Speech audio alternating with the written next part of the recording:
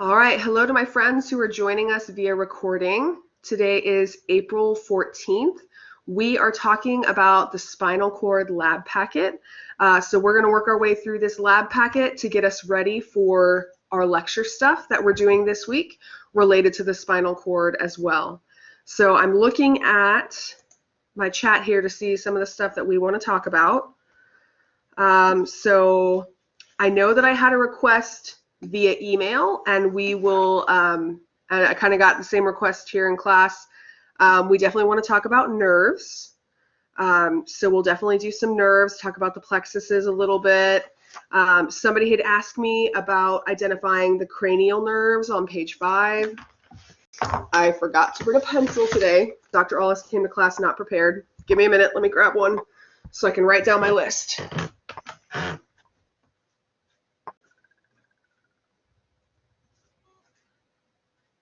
We'll see if this pencil actually works.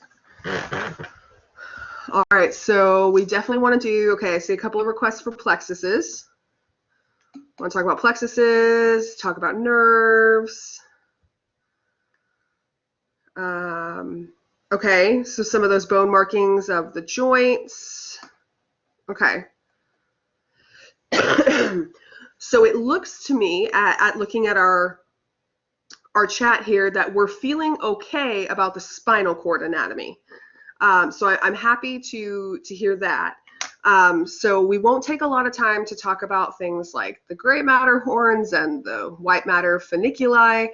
I'll mention for you guys, when you're looking at the lab packet and they ask you to label funiculi, the word we're going to use for it in lecture that's a little bit easier is the word tract. And here, I'll write that for us here. When you see the word funiculi, when you're labeling, or maybe it'll be funiculus. I can't remember if they put it in singular or plural. The easy word that we're going to use for it in lecture is a tract. So just a heads up for you as you're labeling those things on the spinal cord cross sections. You will see, and it's mentioned in the lecture lesson as well, that a funiculus and a tract are the same thing. So looks like we don't care as much about labeling that, which honestly is good, because we probably shouldn't spend a lot of time there. It looks like we have a lot of other things that would be better for us to spend our time on. Ashley mentions the forearm extensors and flexors. Forearm stuff was last week, so check out the recordings from last week's lab sessions. We're not really probably going to talk about forearm today. We can talk about some of the extensors and flexors, abductor, adductor of the arm, which is where the humerus is found, but forearm stuff was last week. And what I will say is Friday's session is a lab review session, kind of a free-for-all. So we want to go through and figure out for Friday stuff from where the lab exam starts, which is number 8, lab packet number 8 with muscle tissue, all the way up through the stuff this week. So as you're starting to do your review for that lab exam, that remember is next week, start brainstorming a list of some of the stuff that we want to review. So I'll definitely cover that Friday, Ashley, but also check back on those recordings from last week. That'll be Friday, Carrie. Friday, I'm going to do a general lab review, and then next week, next Monday, I will also do another general lab review, since next week is when that lab exam goes live. So bring those previous questions with us. All right, let me pull up. Let's see, the first request that I got for anything that we wanted to look at in particular, somebody mentioned, I'm guessing it's this model right here. I think Pilar mentioned there was something or a couple of somethings on this model that we were struggling with or wanting more clarity on. So let's talk a little bit about this model, and if you have particular things that are giving you trouble, if you can let me know in the chat what those are, we can address those more particularly. Okay, we can talk about the foramen, definitely. That is bone markings related to what you're learning this week, because we're learning the vertebrae this week. So when we look at, a foramen is always a hole. So there's 2 types of holes that we have. We have what's called the vertebral foramen, and we have, the other one you guys don't have to label on this picture, something called the transverse foramen. I will talk about both of those here in just a minute here. So we are looking at a spinal cord that is embedded inside one of the vertebrae, one of the bones of the spine. So when we talk about the spinal cord, remember that the spinal cord lives inside the vertebral column. The reason it lives inside there is to keep it safe. So we would never want to have the vertebrae gone, because then our central nervous system structure here, the spinal cord, would be exposed to the environment. That's not good for us. When we are identifying vertebrae, here's a wink, wink, nudge, nudge, a study tip for us. One of the things that you're going to need to be able to do on the homework assignment and on the lab exam next week is we're going to need to be able to identify which kind of vertebrae we're looking at when we look at a picture or when we look at a model. When we're looking at this particular type of vertebrae, this one that we see in our picture here, we're looking at something that's called a cervical vertebra. A cervical vertebra. And we learned this word way back in week 2 in lab. Where is the cervical region in your body? Who remembers where cervical is? Exactly. Yep. Cervical is in the neck. So we are looking at a cross section of our spinal cord. We're looking at one of my bones, one of my vertebrae that I find in the cervical region. There are a couple of different things that tell us this is a cervical vertebrae. These would be things that we definitely want to make sure that we know, because it's going to help us identify the cervical ones. The first thing that we can see on this vertebra that helps us know this one's from the neck is this right here. This part that I see sticking up right here, this is called the bifid spinous process. Bifid spinous process. All of my vertebrae have a spinous process, which is a thing that sticks out from them. The ones in the cervical region of the spinal cord are the only ones that have what's called the bifid pattern. Bi means two. So notice how I've got kind of this V-shaped structure of bone up here. That's my bifid spinous process. I only see that on cervical vertebrae. So if you're working on the homework assignment, or if you're taking the exam next week and you see a vertebra bone that has these 2 branches on it off the top, it kind of looks like the letter V up here at the top. That is a bifid spinous process, and we know right away it's a cervical vertebra. The other thing that tells us it's a cervical vertebra, it's this whole thing up here, Eileen. So the spinous process on most of your vertebrae is just going to be a line that sticks up like this. Except on this particular vertebra, we have 2 parts that stick up. So this whole thing is the bifid spinous process up here. The other thing that helps us to know this is a cervical vertebra that you actually don't have to label on it is this thing that I added to our list here called the transverse foramen. And somebody mentioned earlier for me that, as a reminder for us, the word foramen always means a hole. So the transverse foramen is a hole that we find on the sides of the vertebrae. If you look over here, yep, Kathleen's exactly right. If you look over here, see I've got a big artery and a couple little veins next to it. And I've got a big artery and some little veins inside here.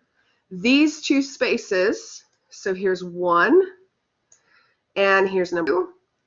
These 2 spaces are what we call the transverse foramen. I only see transverse foramen when I'm talking about a cervical vertebrae, because this is the place where the carotid arteries are found that go up to the brain. Eileen asked, should we label it? I mean, it can't hurt, because you're labeling it when you get to labeling those bone markings. So it can't hurt to be able to identify it. I won't ask you it on the homework assignment or on the exam, but it can't hurt to remind yourself, oh yeah, here's my other feature that shows me it's cervical vertebra over here. So transverse foramen, the 2 holes on the side for those blood vessels. Somebody asked us where we'd find the vertebral foramen. The vertebral foramen is a structure that all of my vertebrae have. The vertebral foramen is this whole circle here in the middle. Remember, foramen still just means it's a hole. So the vertebral foramen is the hole in the middle of the vertebrae. The vertebral foramen is where the spinal cord lives. It lives inside the big hole in the middle of the vertebrae. So things that all kinds of my vertebrae have. First thing that all of my vertebrae have is this vertebral foramen. I'm going to put an X here. Everybody's got that. Second thing that everybody's got is a spinous process of some kind. But remember, if that spinous process has two branches to it, then we're definitely looking at a cervical vertebrae.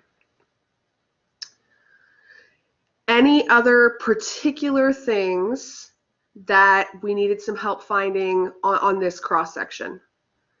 I did want to take time to cover that vertebrae because that'll help us out later when we're talking bone markings. Or give me a thumbs up. Vertebral foramen, is it labeled number 10? No, number 10 is labeling a special space that you will learn about during the guided lesson. I'll label it for us here just for our reference so that we have it. Number 10 on the image is pointing to a place where it's really, really yellow. It's filled with a type of tissue that we would expect to be yellow. This type of tissue, yeah, like Carrie mentioned, this area, number 10, is filled with adipose tissue. So space number 10 is a space called the epidural space. Like I said, we'll be talking about that in the lesson this week, the lecture lesson this week. The epidural space, reminder for us that epi means above, and dural means the dura mater. Dura mater. For those that don't want to do natural childbirth, yeah, so this would be the location. Yeah, and that's the correlation we make during lecture, that the epidural space is the place where we would actually administer an epidural. So yeah, I'm same as me, Carrie. I'm looking forward to my epidural. Yeah, all right, let's see. Make sure I didn't miss anything.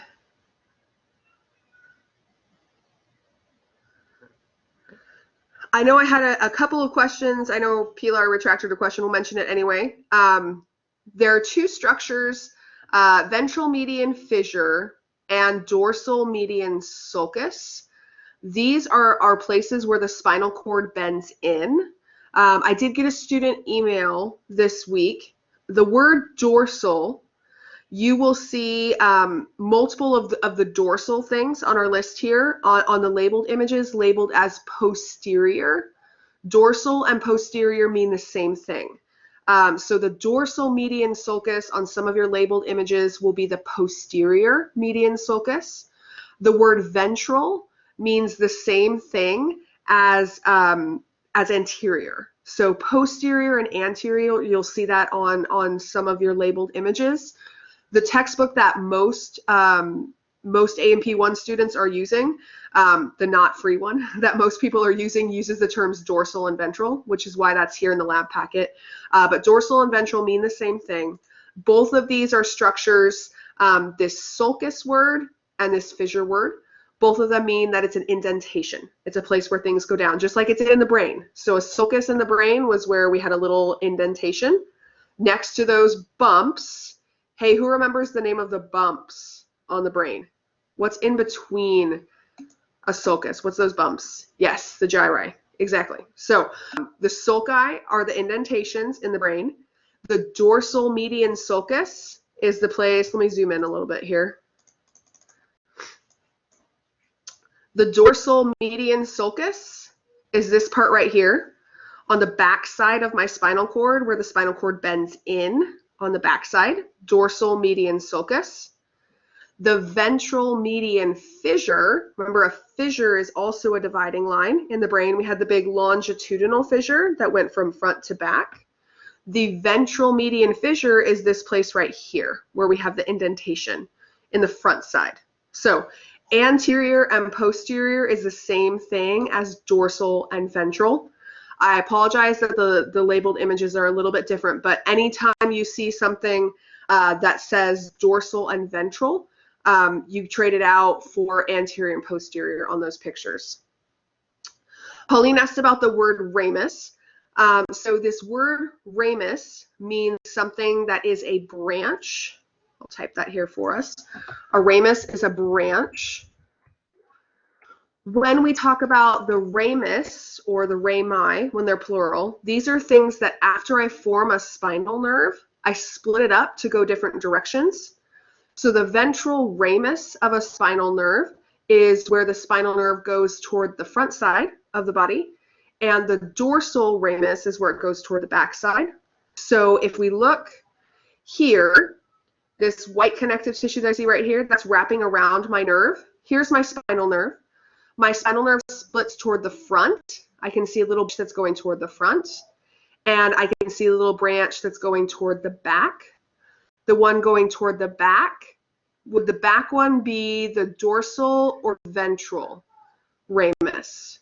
What do we think? The one going toward the back, would we use dorsal or ventral for toward the back? Yeah, we'd use dorsal. So back here would be my dorsal ramus toward the back side of the body, and my ventral ramus that's branching and going here toward the front. So dorsal and ventral, same thing as anterior, posterior, same thing as front and back. All of that terminology kind of means the same thing there. All right, I know I got a question. Actually, this was Nicole's email question, so glad to see that you're here, Nicole. I had some questions about this model here. I am very sad that we don't get to do this model together in class. The reason I'm sad is because this is as close as your anatomy teacher gets to Christmas. I think it was last semester, the semester before, we got this new model, and it was so exciting. It's really cool in real life. It's like life size. And then, of course, we have our lab packet, right? And it's a lot smaller, and it's a lot sadder. So this model shows me a lot of the important parts of the spinal cord. What I might do, let me do a quick Google search, because you know how Dr. Ollis is. She does love her Google images.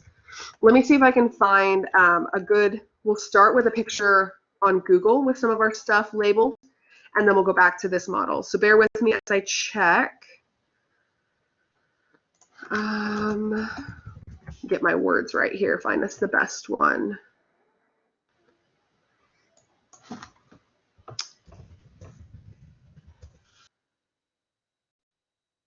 Well, here I thought this would be easy, and then it's not.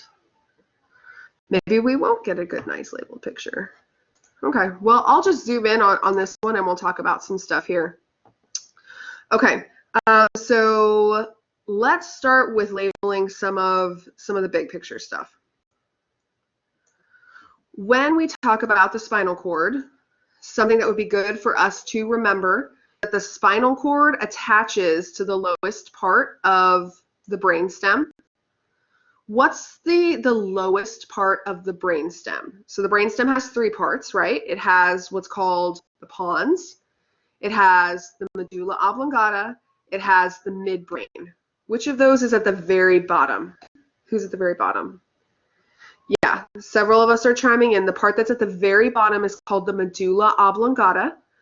Medulla oblongata is the last brainstem structure that we can see. Let me erase my markings here. It's going to be better just to point. See here how we have kind of this wide area up here at the top of the spinal cord? This wide area up here at the top, this is the medulla oblongata.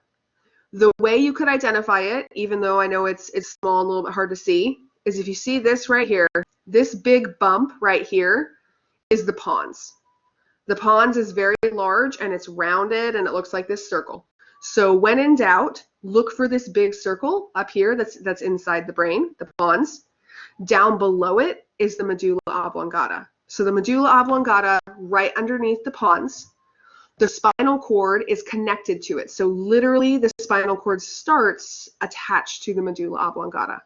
So I've got the medulla oblongata at the top, and I've got the pons up above it. Those are brainstem structures. We are attached to the spinal cord at that point. You see on the model, especially here in the thoracic region, it's really easy to see all these little lines that I see coming off right here.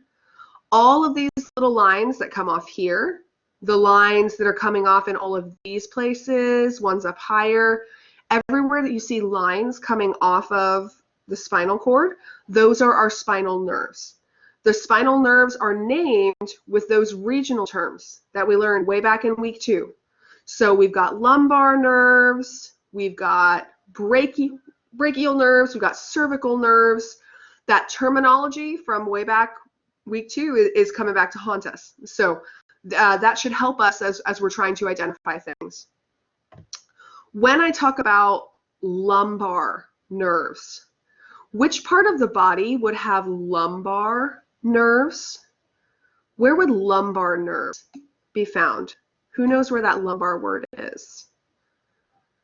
Yeah, so a couple of us are mentioning the lumbar region is your back region, the lower region of the body.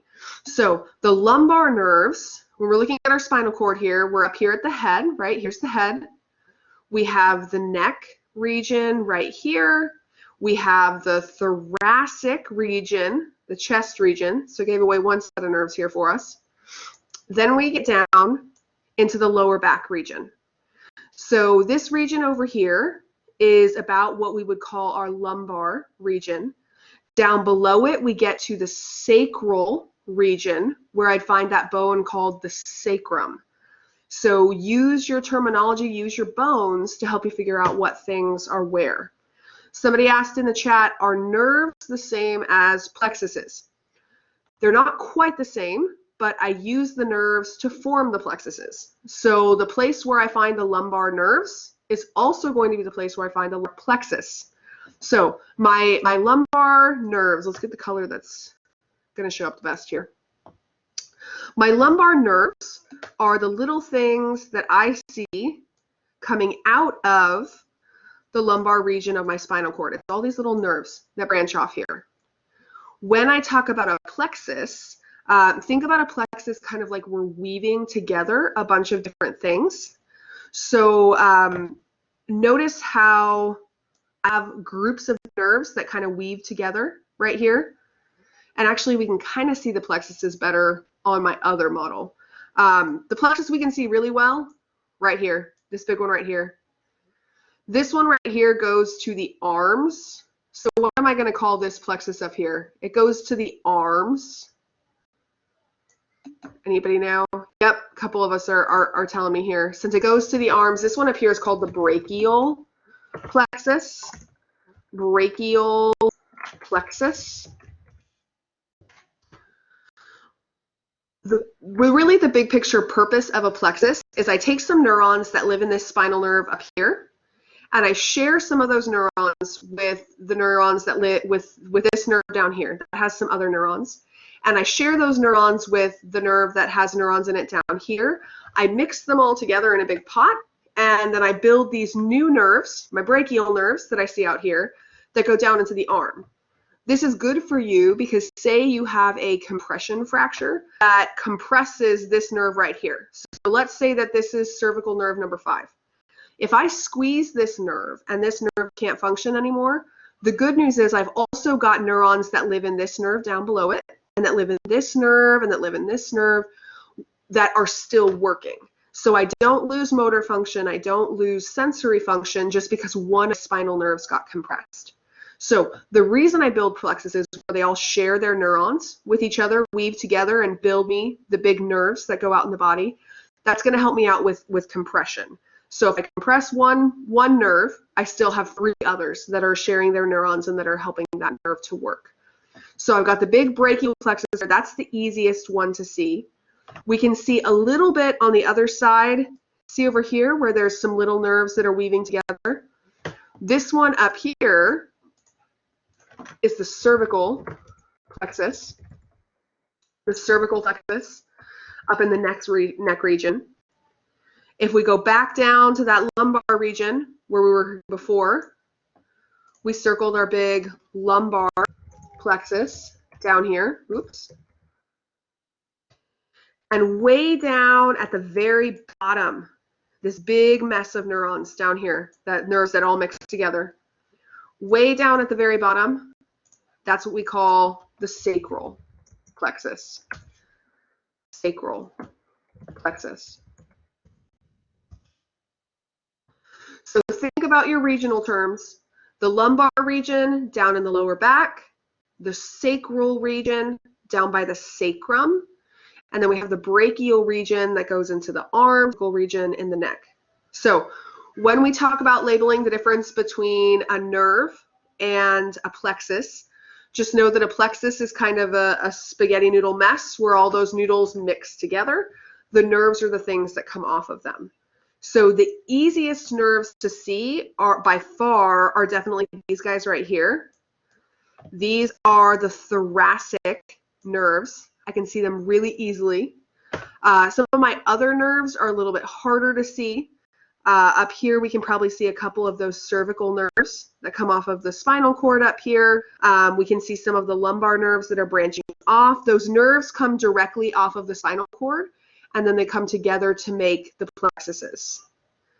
Yeah, so I didn't see Carrie's question, but I think I just answered it. The nerves come off of the spinal cord first, then they turn into the plexuses. Then they start to swap neurons and build the big things. So the nerves closer to the spinal cord itself, those plexuses form after I have a nerve that came off of the area. There are a couple of places, I'm going to zoom back out here, and I'm actually going to delete my markings here. So they're going to go away and we're going to start over because we'll mark a couple other things. There are a couple of places where a bunch of nerves come off of the spinal cord, namely nerves that are going to go to the arms and the legs. And those are things that are called enlargements.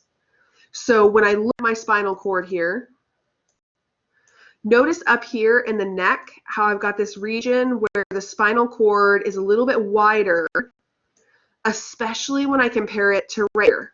Oops, where it's skinny, right down here. This region up here, that's next to my brachial plexus that I see on the two sides, this is called the cervical enlargement, the place where the spinal cord gets wider in the cervical region. If I go down in the spinal cord, notice here by the end where it also starts to get wider again. There at the bottom where it starts to get wider again, this is called the lumbar enlargement. The lumbar enlargement is a little bit higher than the lumbar region because the spinal cord actually doesn't go all the way down into the lumbar region. But the lumbar enlargement, where the spinal cord gets wide at the end, this is where all of your nerves for the leg come off of. The cervical enlargement up a little bit higher is where all the nerves for the arms come off of. So really it's just this middle thoracic region in here that's the normal skinny size of the spinal cord because there's not nerves to the arms or the legs coming off of there. So Eileen asked, can we judge where the plexus is by looking at vertebrae? Yeah, so plexuses are going to be outside of the vertebrae. If you remember that thing that we talked about called the ventral ramus that we said branched toward the front, the ventral ramus is what I use to form these plexuses. So yeah, the plexuses start on the outside of the vertebrae. Before that, it's those nerves that are attached directly to the spinal cord. So yeah, that would be kind of a good way to think about it. Yeah, so cervical actually goes from C1 to C7. There are 7 of them. You could go through and count if you wanted to. Honestly, we're not going to be that specific on the exam. We would be more likely to ask you, if we're going to ask you about a cervical spinal nerve, we're going to point very solidly in the middle of the cervical region. If I'm going to ask you about a brachial nerve, it'll be very obvious that this one goes into the plexus. My thoracic nerves, obviously very easy to see. So if you want to count, you can, but we're probably not going to be that specific where it's like, okay, can you count to 7 or can you not count to 7? My daughter can count as high as 13, I think, and then she gets a little bit funky. But yeah, I'm not going to count as high as you can count. Evelyn's counting skills go, like I said, go up to about 13. Excuse me. Yeah, you can only do 12. I know, Parker, you got to up your game, man. My 3-year-old, she can get to 13. And then at 13, or maybe it is 12 for her, because at some point she starts counting by 2. because there was a Sesame Street episode where they counted by twos. And so she's really great, like through 12, I think. She's really great. And then at that point, like I said, she starts to count by twos. So then it becomes 14, 16, 18. It's like, what happened to the other numbers? Well, Elmo doesn't count by the other numbers, so she doesn't know those ones yet. Actually, technically, my husband just has a master's, so just one PhD for a parent, to be technically true. Okay, couple structures that we mentioned that somebody's helping us out with. Cauda Equina. Yep, so literally Cauda Equina means horsetail. So down here in the bottom part of the vertebral column, all I've got is nerves. So there's not spinal cord down here in the very bottom. All of these lines that you see down here are just nerves that came off of the end of the spinal cord. So they come off of the spinal cord, they extend their way down and leave the vertebral column to go down into the legs. So spinal cord, here's something that you'll need to know for lecture. Spinal cord ends, does anyone know? Which vertebrae does the spinal cord end between? Has anyone read that? Between, if we happen to know yet. Yep, yeah, Kathleen's mentioning the first one, L1 and L2. It is for sure done by L1, L2. And the spinal cord ends with something called the conus medullaris. Conus medullaris. It's a cone at the end of the spinal cord. Can't zoom in anymore. I kind of drew on it. But if you look closely, there's a cone here at the bottom. And we'll see that cone on our other model too. We'll look at that cone down there. Conus medullaris, the cone-shaped end of the spinal cord. I find that here, around L1 and L2. At that point, everything else that I see that goes down in this area down here, all of this is Cauda Equina, except for a structure that somebody asked about that I totally just drew on. Terribly sorry. There is a line that goes down from the conus medullaris all the way down to the coccyx. That line is called the filum terminale. Type it over here. Filum terminale. This is connective tissue. Sorry, I put it too far to the edge. Connective tissue that helps to hold the spinal cord in place. Filum terminale. So there's a little line that extends down from the end of conus medullaris down through the vertebral column, filum terminale, down here. All right, thumbs up, questions, dancing emojis, penguins.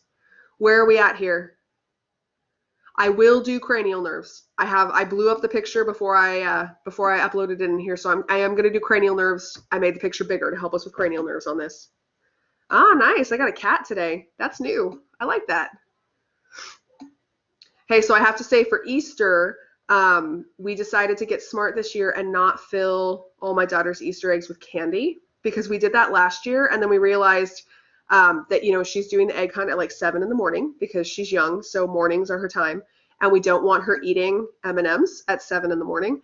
So this year we only put like little toys inside of it. So we got these really awesome, like, I think they're supposed to be like stress ball squishy animals.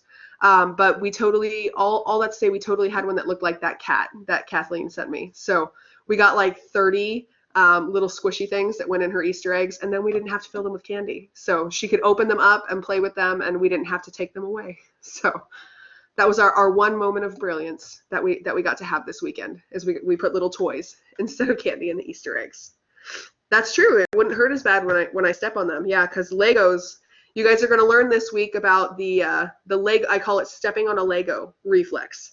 If anyone has ever stepped on a Lego, which I'm sure at least some of us have, oh, it's just terrible. So you're going to learn about the reflex that helps you not to fall on the ground when you start stepping on a Lego. So that's coming in this week's lecture lesson for us. Okay, well, let me show you guys what I did here. I took the picture and zoomed in on the head region, because there are some cranial nerves that we ask you to identify. Now, here's what I'm going to tell you about the cranial nerves.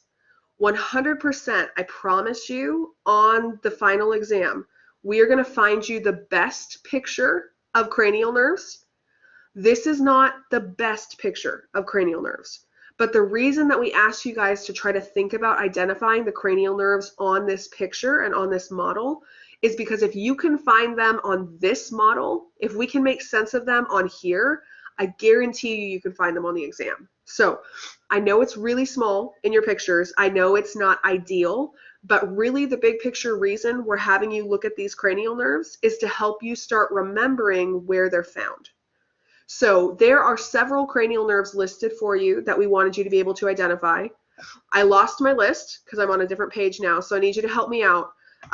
Let's get the names and the numbers of the cranial nerves that we needed to find on this model here.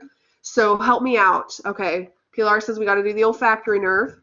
Okay, I think we had to do the optic nerve, right? Did we have to do the optic? We had to do oculomotor.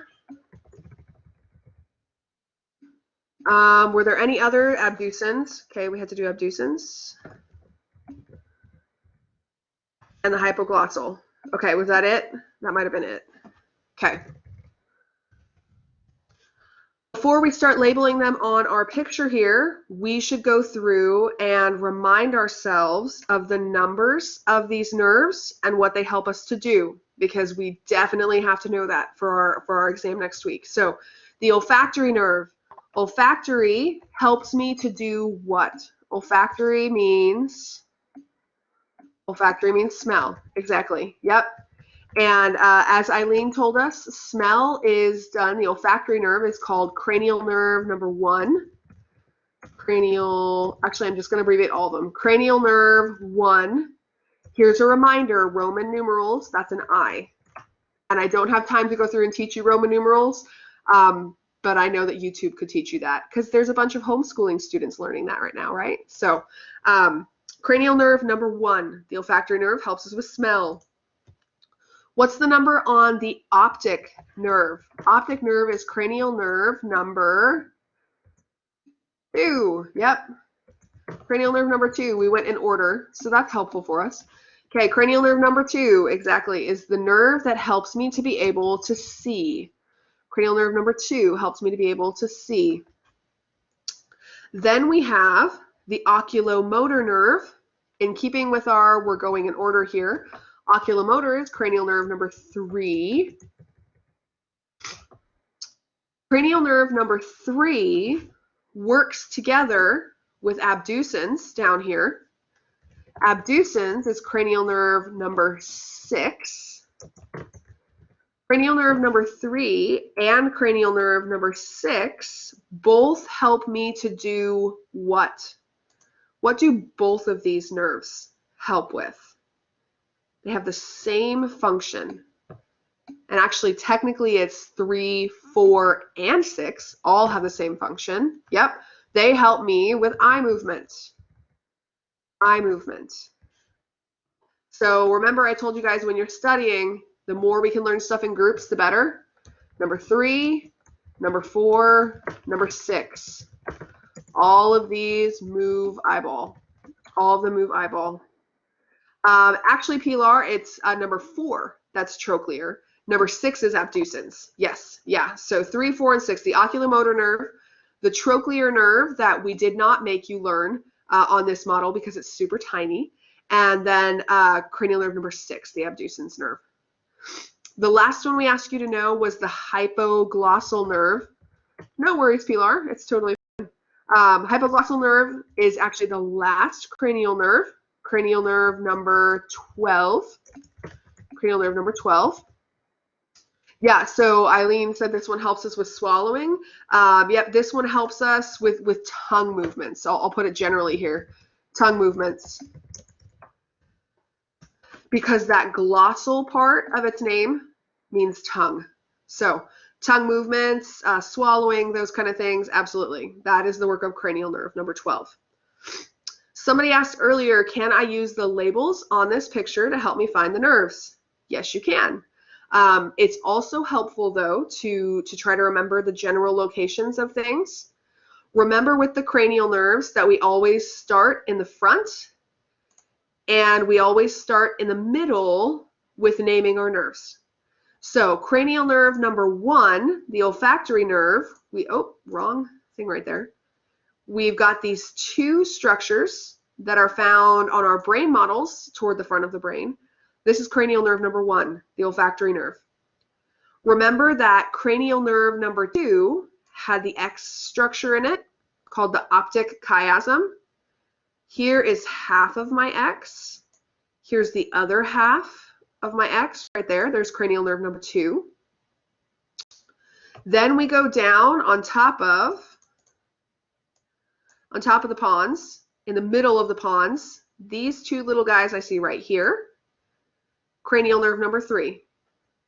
So remember, we start in the front, number 1, back behind number 1 is number 2, and then the next one back behind is number 3, cranial nerve number 3. Number 4 is super tiny. We can't really see it, but it would be coming from the back side here, cranial nerve number 4. It's like not there. So you're not missing it, it's just not there. This big white spot right here is where I would see the trigeminal nerve attached. So if you remember from office hours last week, what we did on that big spot is we drew a line that we put 3 branches on. This is where the trigeminal nerve, the one with the 3 branches, would attach to.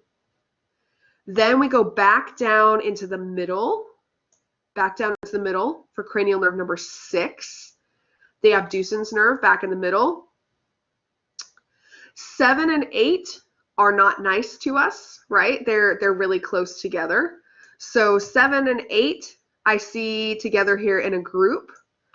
9 and 10 I honestly can't really see on this model at all. The last one we were looking for is number 12, and that's this bunch of nerves right here on the top, and this bunch of nerves right here on the top. I did a bad job circling it here. Number 12 here on the top. Can't see 9 and 10. Now, again, I promise you this is not going to be the model that we use to label your cranial nerves.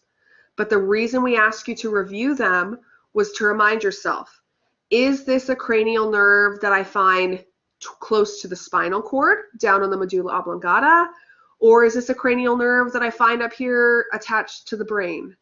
That's the goal of this labeling activity, not that you can for sure see them on your tiny picture. I know it's really small, but remind yourself where I find these nerves. Use that picture in the lab packet to study it much better. Use that Google image picture that we found last week to study it better. But the reason we put them on here is to remind you, hey, by the way, cranial nerves, that's going to be on the lab final exam. So don't forget about the cranial nerves. Just know where they are. If you know where they are, you're in good shape.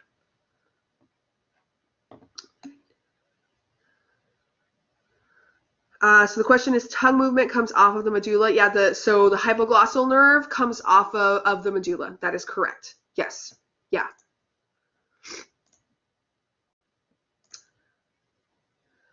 All right, let's go to this picture right here. Let me zoom back out. Let me try this. Perfect. Okay. Help me out. What page are we on with this one right here? What page is this one? Page 6. Perfect. Well, somebody had a page 6 question, and we're going to page 6. So that's perfect. Before we even start labeling nerves and plexuses, I want to point out a couple of things that we had a little bit of trouble seeing on the other model. So I want to show them to you here. We zoom in really fast to show you. Notice right here, let's see if I can go any closer. Okay. Right here, I have a cone-shaped end to my spinal cord. The cone-shaped end to my spinal cord. Does anyone remember the name of the cone-shaped end of the spinal cord? This was a structure we labeled on the last one. Yeah, Ashley's picking up on my hint, right? Because I keep saying cone-shaped. This structure down here, let me draw it on here. This right here, this cone-shaped end to the spinal cord is called the conus medullaris. So I know it was a little bit hard to see, especially when I know it's a really long name. When I started drawing on that other one, it kind of disappeared. The cone-shaped end to the spinal cord, conus medullaris, down there. which means that all of, let me change colors here, all of this stuff that I see down here, all of this are those nerves that come off of the conus medullaris that travel to the end of the spinal cord. All of those little things down below it, all of this is what we call the Cauda Equina, the horsetail. So the conus medullaris is the cone-shaped end of the spinal cord. The Cauda Equina are all of those nerves that come off of it that go down to the bottom. The other thing that we labeled on the last one to mention here is we labeled those enlargements. So I've got the space right here where my spinal cord got really wide. This one right here that we're looking at, would this one be the cervical enlargement or the lumbar enlargement? Which one is this enlargement down here? Yeah, this one would be the lumbar one. And I know it's not the lumbar region, but remember the spinal cord ends right here. So L1, L2 vertebra, we're done. So I can't have a lumbar enlargement in the lumbar region because the spinal cord doesn't go that low. So here my spinal cord got fat at the lumbar enlargement. If we go up a little bit higher, my spinal cord gets wide up here in the neck region. This would be the location of the cervical enlargement. So again, you don't have to label those structures on this model. We probably won't use this model on the exam to ask you those questions. But if you can find some of those things on this model, that will help you because you'll remember generally where they're located. So cervical enlargement, lumbar enlargement on there. I'm going to clear off my markings here. I'm going to zoom out. Let's start labeling some things together. So I'm going to do some circles really fast. I'm going to add some numbers. All right, here we go. We got 1, 2, 3, and 4. On my list of plexuses here, here's the plexuses I have to label. First plexus is the brachial plexus. Which number would I see is the brachial plexus? Yeah, brachial plexus is labeled number 1. The way you can remember brachial plexus is it's the one that goes into the arm. So all of these nerves that come off of the spinal cord, they share their they share their neurons with each other, and then they shoot down nerves into the arm. So this is brachial plexus, number 1. Okay, next one we have to label is cervical plexus. Which number is the cervical plexus? Exactly. Yep, we're all chiming in. Cervical plexus is plexus number 3. Remember, the cervical region is in the neck region, in the upper neck region. I know somebody made a point of saying that it's in the lower neck. The brachial plexus is in the lower neck. Yes. The cervical plexus, the other way you can identify it too, is that it's much smaller than the brachial plexus because the brachial plexus has to serve your entire arm. It makes really big nerves. We're not even going to learn any of the nerves that come off of the cervical plexus up here. They're smaller. The one nerve, here's the one fun nerve that comes off of it, something called the phrenic nerve. The phrenic nerve, when this nerve fires sporadically, when it's not going at its normal rate of sending messages, this is the nerve that gives you hiccups. So it controls the diaphragm. When it has the diaphragm spasm a little bit, that's hiccups. So hiccups come from the cervical plexus up here at the very top.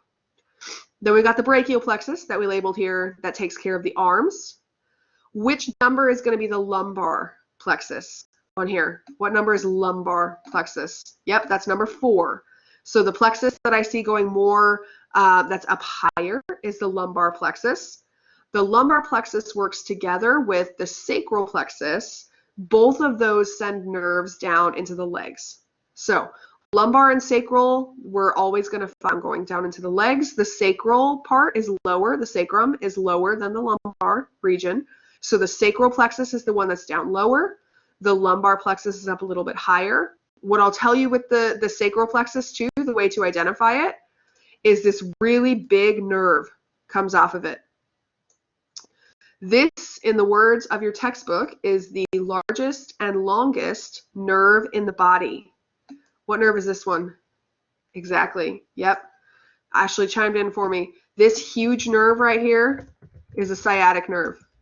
I can tell you all about the sciatic nerve. Let me tell you guys, man, my sciatic nerve is loving me right now here in my pregnancy. Actually, fun fact, my sciatic nerve was a little bit compressed, and because this nerve branches and takes care of all the stuff in your lower leg, I have actually had some numbness and tingling on the bottom of my foot. Isn't that crazy? So I've got a little bit of compression going on up here. And because this nerve branches and goes all the way down into the feet, the bottom of my feet is a little bit numb sometimes. So fun fact about this big guy right here, sciatic nerve. This part of the picture, we're not labeling legs on. We'll do the picture where we actually have the legs here in just a minute. We have several arm nerves, so brachial plexus nerves, that we need to be able to identify. So let's work with those ones. Let me do some zooming and some circling, and let's see if we can help each other out here. So here I am, I'm zoomed in on the arm. There are two nerves. Remember, by the way, anatomy, the arm is the upper part, everything above the elbow, okay? I've got two nerves that I find in the arm region of the body. First one that I find is this one right here. What is the name of the nerve that lives up here in the very top of your shoulder? Who lives up here? I got one friend who's guessing correctly, a couple of us. I'm making you type too. I know that takes a while. Okay, this nerve up here is the axillary nerve.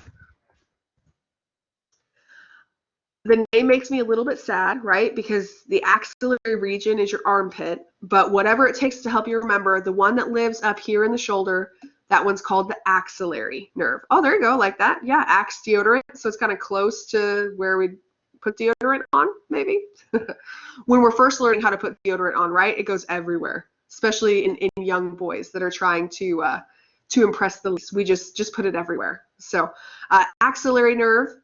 This nerve up here in the shoulder. One way I like to remember it too is when you get an intramuscular injection. So for example, you're getting your flu shot, or you're getting, I mean, it's usually just vaccines that we get injections for here. If they administer it in slightly the wrong place, they can actually hit this axillary nerve up here in the shoulder. So axillary nerve lives up in the shoulder. What happens, Carrie asked, if we damage it? We can lose either touch sensations or motor control of that area. Also, it would be very painful. So, yeah. Down below it, there's, oops, that's text box. Down below it, there's a nerve right here. And we can kind of see it right here. This is the nerve that I got some questions about, where we would find this one. Yeah, this is that big, long name one called musculocutaneous. Musculocutaneous. The way that helps me to remember that this particular one is the musculocutaneous nerve is because of this cutaneous part right here. Cutaneous means skin. So musculocutaneous, my nerve up here in the arm that's close to the skin, that's the musculocutaneous nerve. So in the arm, there are two nerves that we see. The axillary nerve by the shoulder, the musculocutaneous nerve that I find down more around, like someone's talking about biceps, triceps area, this area here. Then we go down into the forearm. In the forearm, I have three nerves that I need to identify. Three nerves to identify. Okay, so let me give them numbers, and then we'll give those numbers names. My list of nerves, I'm going to scoot over so we can see the nerves here. My list of nerves, we've done axillary. Oops, let's cross it off. We've done musculocutaneous. What we have left is median, radial, and ulnar. When I look at my list of options here, which of these nerves looks like it's most likely to be median? median. Any guesses? Yes, yeah, number 2, exactly. Median means in the middle. So my nerve in the forearm that's in the middle is the median nerve. So the nerve labeled number 2 here, that's my median nerve. And absolutely right, someone chimed in and said, for these other two, radial and ulnar, use the bones as a reference. 100% agree, couldn't have said it better myself. So when I'm looking at my 2 nerves that are left, number 1 and number 3, all I need to remember and know is, am I on the thumb side or the pinky side? Now, I did an unfortunate job chopping this picture. Here's my thumb right here. We're in anatomical position, by the way, so you can remember that as well. So there's a little thumb. We can't see, and I can't draw because there's not space. There's a little pinky that hangs down over here.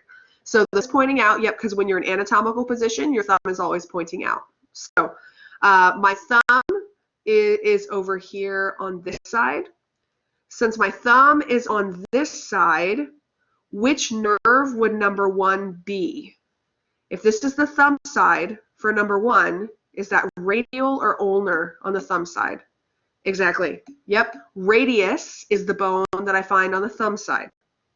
By the way, the other way to help you reference, see how big this bone is down here on this side, on the thumb side. The radius is much bigger by the hand than the ulna. The ulna is a lot smaller. So the ulnar nerve here along the middle, the radial nerve that's here along the outside, and the one that's wedged between those 2 bones is that median nerve, the one that's intermediate in the middle. So big ideas. 2 of these nerves live in the arm. Make sure we know where they live in the arm. 3 of these nerves live in the forearm. And for the forearm ones, as long as you know your bones, you can probably just guess on those. So there's half of our spinal nerves. Let's go to the other half of the nerves that we need to know. Excuse me. The other half of the nerves that we need to know are a mix of nerves from the sacral and the lumbar plexuses. So again, we've got a couple that I can use their names to help me figure out where they're found. That's going to be things like the femoral nerve or the tibial nerve, fibular nerve. So let's zoom in a little bit and work on labeling. I'll remind you, by the way, because this is probably the better picture to label, for example, the sacral plexus. I can see it really well right here. I guess technically it's all of these guys here, right? Here's the entire sacral plexus down here. Higher lumbar plexus right there. So you can see those plexuses. I am going to start first with a nerve that you can see part of right here. And you can also see it over here. This is a nerve that is right on top of this big bone right here. What nerve did I just draw onto our paper? Or what did I draw on top of? Yeah, that's the femoral nerve. Yep. So the femoral nerve is found right by the femur, the femoral nerve. So there's my femoral nerve right by the femur. This really huge one right here is the one that we already talked about. This really huge one. This is that sciatic nerve. There's the sciatic nerve there. Yep, sciatic nerve. Yeah, and someone mentioned the sciatic nerve goes more toward the back side of the body. The femoral nerve is found more on the front side of the body. Absolutely. If I go down here on my picture, notice that this foot down here on the leg we just labeled the sciatic nerve on, this foot has been turned to the side. So when I turn the foot to the side, it's going to allow me to see some of those nerves that are on the front or the back that were hard to see before. So specifically that sciatic nerve travels along the back side of your thigh, the sciatic nerve. The femoral nerve more along kind of the front, along kind of that medial surface right there by the femur. There's one last nerve that we can label here in the thigh region. Let's remind ourselves this is the thigh right here. The last nerve we can label is this right here. And I can see it on this side over as well. That was a terrible circle. The little nerves that are branching inside here, so this little guy here, yep, that's what we call the obturator nerve. Now here's a bone marking connection to consider making for yourself. We have what's called the Obturator Foramen. The Obturator Foramen, exactly. So this nerve travels with the sciatic nerve through that space called the Obturator Foramen. That's down in the pelvis, and then it extends out here toward the medial thigh region. So the Obturator Foramen here the Obturator Nerve here in the medial thigh region. So Eileen asked if it's in the back. Also, it's basically just your medial thigh. If you think about, we learned the muscles called the adductors, the ones that are there in the very middle.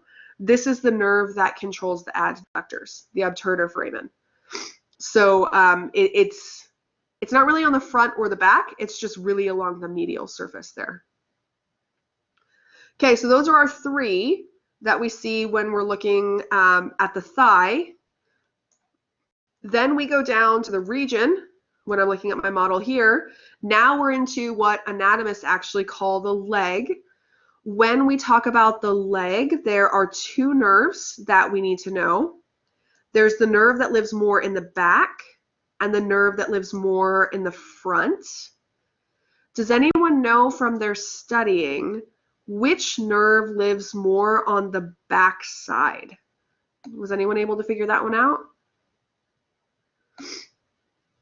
Yeah, a couple of us are chiming in with tibial. That's correct. The tibial nerve lives behind the tibia.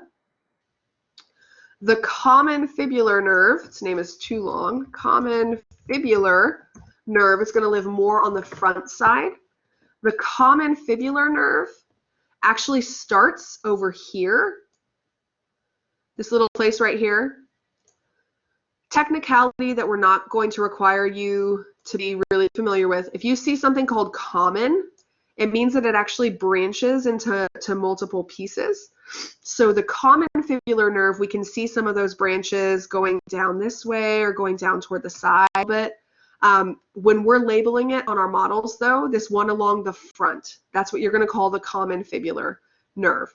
So it branches over here by the fibula. There's my little fibula bone over there.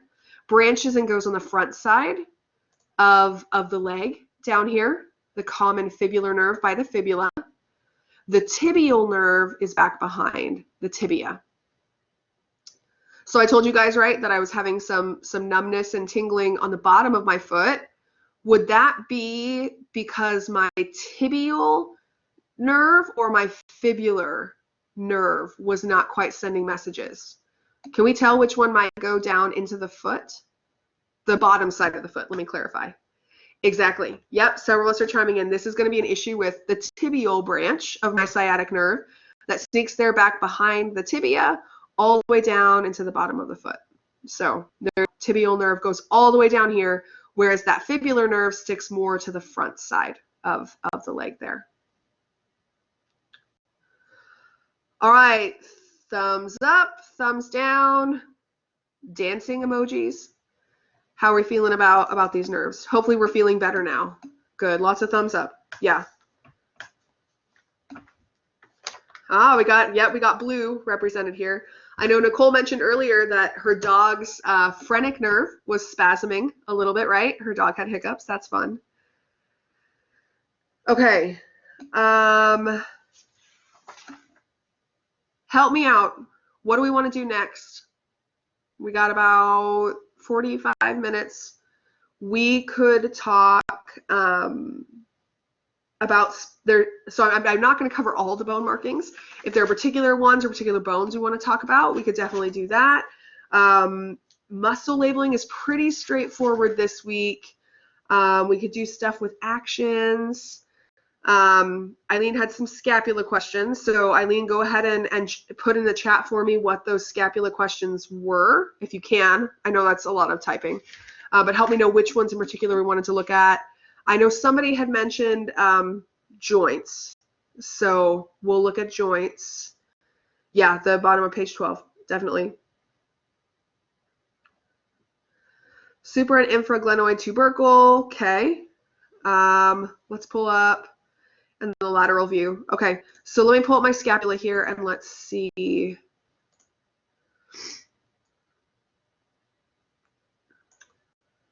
Let me see if it,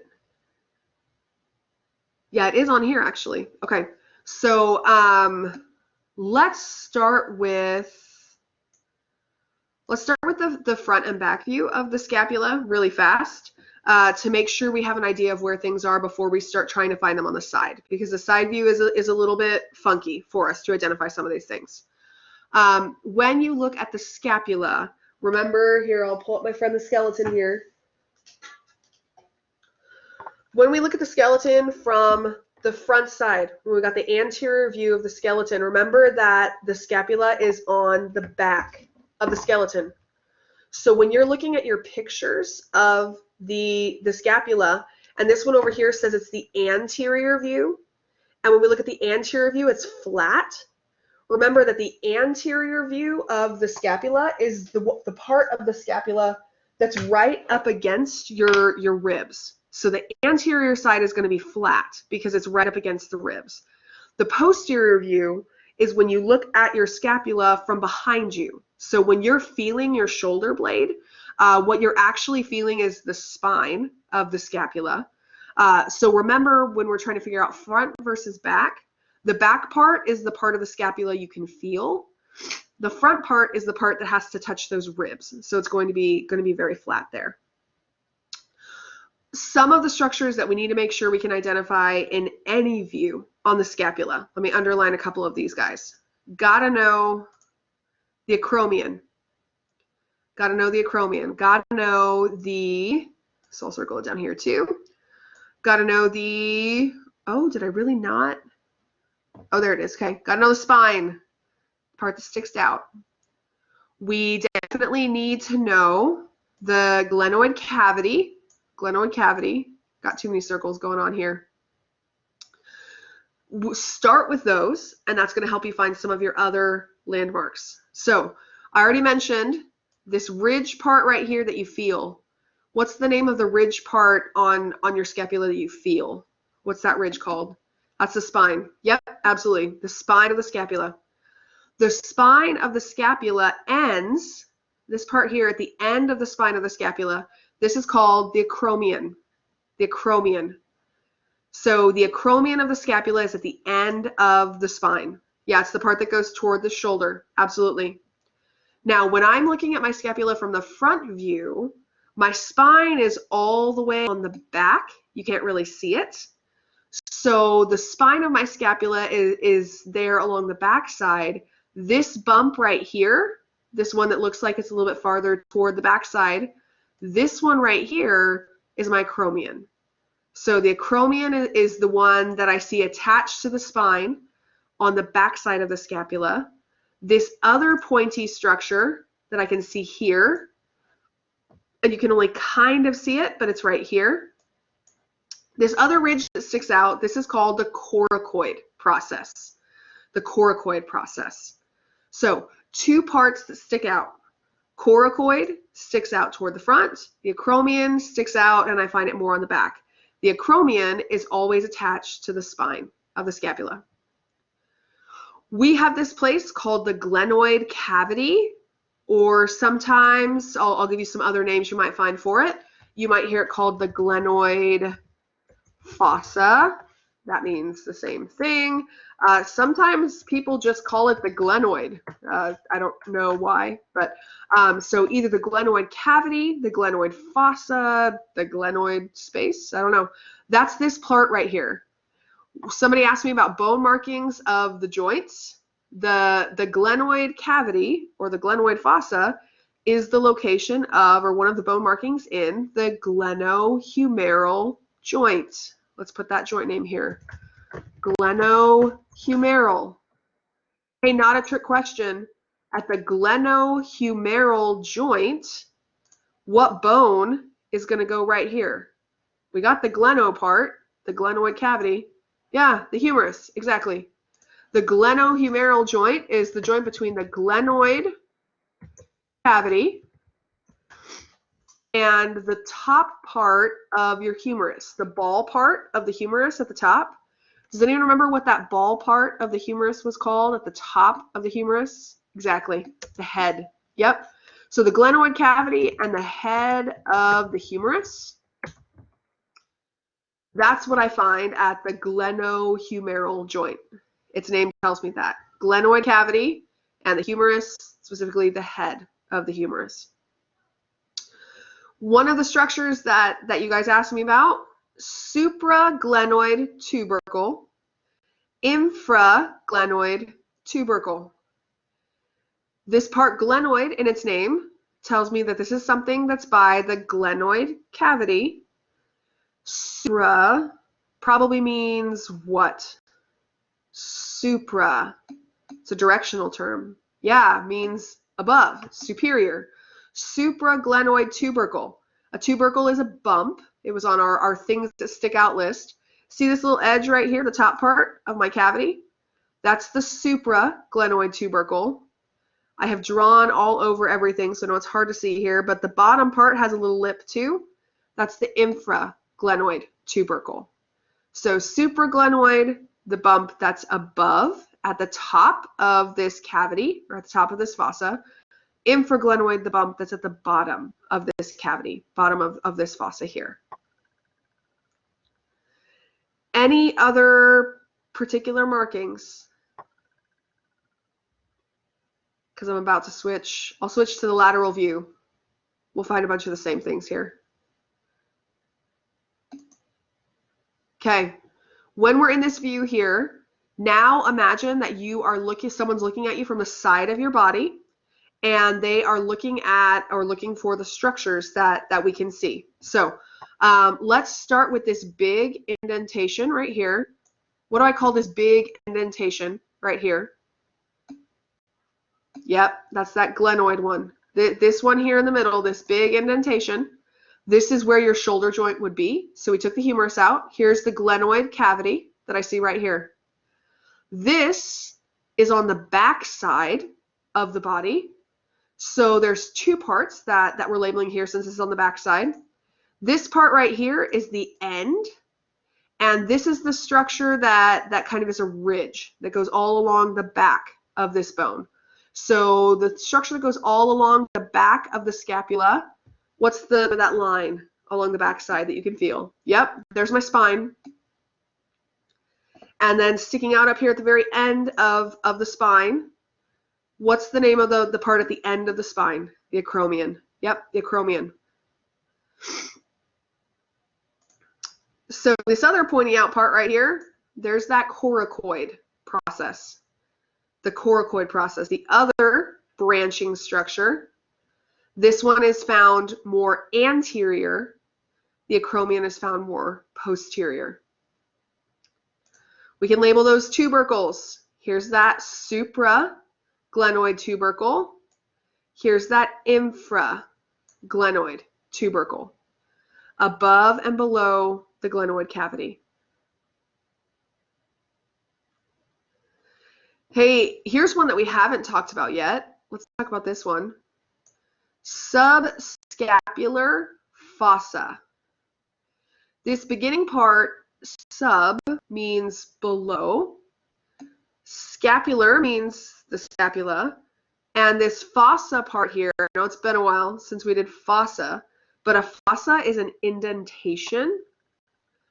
The subscapular fossa is the indentation that I find in the scapula that's underneath it. To help us with the subscapular fossa, I'm actually going to go back to the previous picture and remind you that we said the entire front side of the scapula is flat.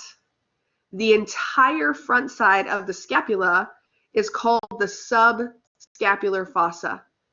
This indentation, or this smooth surface where the scapula hugs the ribs, that's called the subscapular fossa.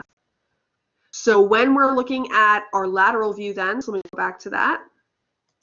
When we're right here, oops, and we're looking at our scapula, side 1 or side 2, which side is anterior? Where's the front side? Couple of us are voting. Yep, the front side on here is the anterior side. My subscapular fossa is just this whole side here. It's basically, if we drew a little line for ourselves, it's just basically this. It's the front side of the scapula. We call it the subscapular fossa. Subscapular fossa.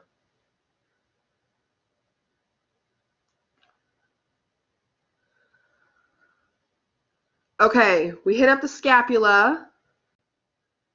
Any other particular bones or bones markings that we want to hit before? So the question is, would the infraspinous fossa be on the other side? Yeah, that's a good question. Here, let's go back to over here. We actually have an infraspinous fossa and a supraspinous fossa.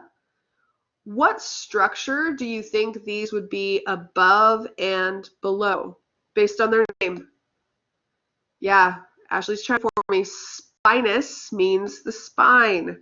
So this whole part right here, this is the one that's below the spine. Is that one the supra or the infraspinous fossa? This one here on the bottom. Yep, this is the infra one. So all of this part that's underneath the spine on the back side, that's the infraspinous fossa, excuse me. All of the stuff up here that is above the spine, this is the supraspinous fossa.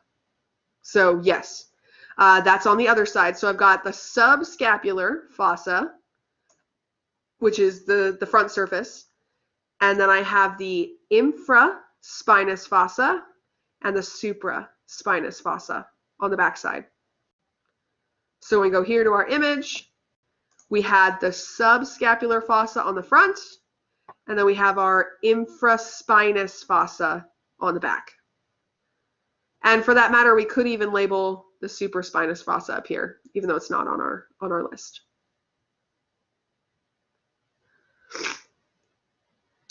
All right.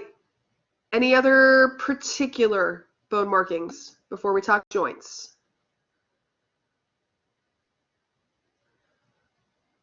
One person said no.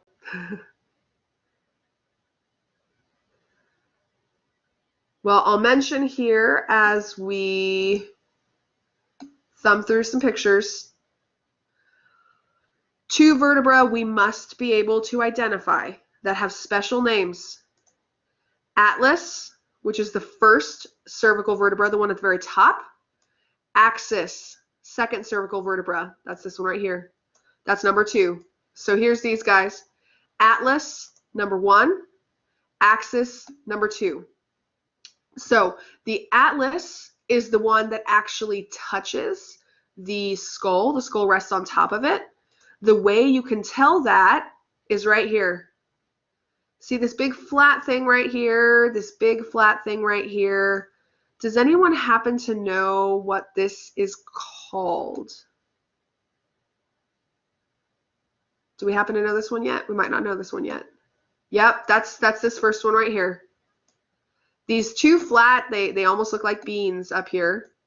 These two things here are called the superior articular facets of the atlas. These are the two flat spaces where the occipital bone sits on top of the atlas. So here's how we're going to hit up some of our joint questions here. We have a joint called the atlanto-occipital joint. Atlanto-occipital joint. Atlanto means the atlas. Occipital means the occipital bone. One of the bone markings that I find at the atlanto-occipital joint are these two flat spots that you see right here, these superior articular facets. This is where I see the skull resting on top of the atlas. Now I'll help you out. That's one bone marking, the superior articular facets. The other bone markings, it's rounded parts on the occipital bone. So hanging down underneath the occipital bone on the skull, we've got two rounded parts, one on each side. These two rounded parts that I see, one on each side, are called the occipital condyles. Absolutely right, Kathleen. The occipital condyles. A condyle is a rounded projection. So on top of these two spaces right here, I put these two rounded projections on my atlas from my occipital bone onto my atlas. That makes the atlanto-occipital joint. We also have a joint called the atlantoaxial joint. Atlanto still means the atlas. This axial part of its name means the axis. This is the joint between your first and second cervical vertebrae. Really the only bone marking that I can specifically find at that joint is this right here. This part that sticks up on the axis and helps you to know that this is the axis. Yeah, like Kathleen mentioned for us, this marking right here is called the dens. And the dens is an underlined highlight star. We just got to know that. That is the structure that helps me to know that I'm looking at a cervical vertebrae, specifically the axis vertebrae. That's the only one that has that. The dens, like Ashley mentioned for us, this is something that sticks up. And as it sticks up, you have your atlas that sits on top of it, around it. And this part, the dens, allows you to rotate your head left and right. That's the work of the axis, or the atlantoaxial joint, excuse me, allows you to rotate your head left and right. When we're nodding our head up and down, that's the job of the atlanto-occipital joint. So we think about those two joints doing slightly different movements. We won't make you know the movements, but to help you remember what the dens does for us, the dens helps us to rotate our head left and right, to shake our head no, which is what I see way too much of for my daughter these days, right? The atlanto-occipital joint allows me to shake my head yes, go forward and backwards. Carrie asked about those facets. The facets are not part of the atlantoaxial joint. Let me see if I can find a picture really fast to show you guys. Let me see if I can get a good one. Okay, here we go. Let me share my screen with you to show you. Share. Right here. Here is the atlantoaxial joint. So I can see my superior articular facet up here at the top. This is where the occipital bone would be resting. The dens of the axis is the part that sticks up to allow us to rotate our head. This part is actually held in place by a ligament. So that keeps these two bones close together. We're not learning this part here that's called the anterior arch. We're not learning that part. So for the sake of your bone marking list, the only bone marking we're specifically learning is this dens that sticks up and allows us to rotate the atlas vertebrae around. So for your bone marking list, go ahead and put the dens of the axis because that's very specific. And then we would also want to make a note for ourselves that obviously the other bone that's there is the atlanto part of that joint, and that's the atlas bone. So we're not learning the specific bone marking. There's a ligament that holds it in place. All right, let's go back to our PowerPoint.